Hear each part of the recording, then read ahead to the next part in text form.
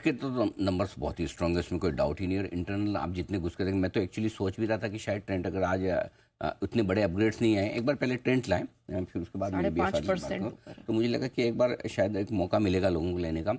लेकिन देखिए, कहने के लिए लोग कह सकते हैं 80 के मल्टीपल पर ट्रेड करने वाला स्टॉक है, बहुत महंगा है। इस मार्केट में क्या हो रहा है वो समझना जरूरी है। कोई भी स्टॉक बहुत महंगे वैल्यूएशन पर ट्रेड कर रहा है, लेकिन अगर उसकी हर तिमाही में परफॉर्मेंस आ रही है तो लोगों को महंगा खरीदने में कोई हर्ज नहीं है। चाहे ट्रेंड देख लें, चाहे एक मिड साइज आपकी फर्म पूनावाला फिनकॉप देख लें, आप कभी भी आप ऐसा हैंडसेट में उठाकर देखेंगे तो आपको वैल्यूएशन से कंफर्टेबल आएगी। सेम स्टोरी टाइटन के साथ हमेशा से हुई है। हमेशा टाइटन कभी किसी को सस्ता लगा नहीं, लेकिन फिर भी टाइटन है। ट्रेंड कभी आपको सस्ता नहीं लगेगा, लेकिन अनलेस कि इसके परफॉर्मेंस ही खराब होने लग गया, वो तो अभी तक तो नहीं दिखती कहीं भी।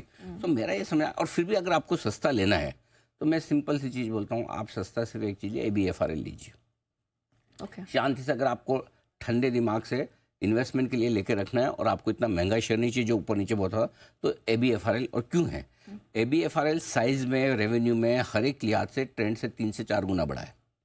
लेकिन इसकी प्रॉब्लम थी दो चीज़ों की, डेप्रिशिएशन और इंटरेस्ट। इन्होंने नए स्टोर्स खोले, उसकी वजह से डेप्रिशिएशन आ रहा था तो प्रॉफिट इनका नीचे खत्म हो जाता था। अब डेप्रिशिएशन वाला काम इनका धीरे धीरे खत्म हो जाए। रहा सवाल इंटरेस्ट का, थोड़ा अगर फंड इन्फ्लुएंस आ जाए प्रमोटर की तरफ से, डेट कम कर ले, तो ये प्रॉफिटेबल बहुत फर्स्ट क्लास हो जाएगा।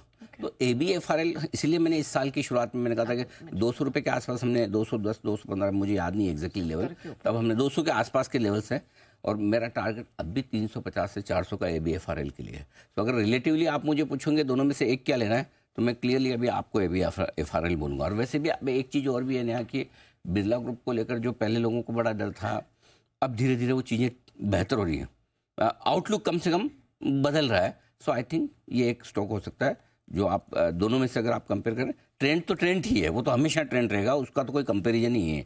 लेकिन अगर आपको दूसरा इन्वेस्टमेंट के लिहाज से देखना है, ABFRL आपके लिए एक अच्छी चॉइस हो सकती है, ये क्लियर कट है, इसमें कोई डाउट। Retail space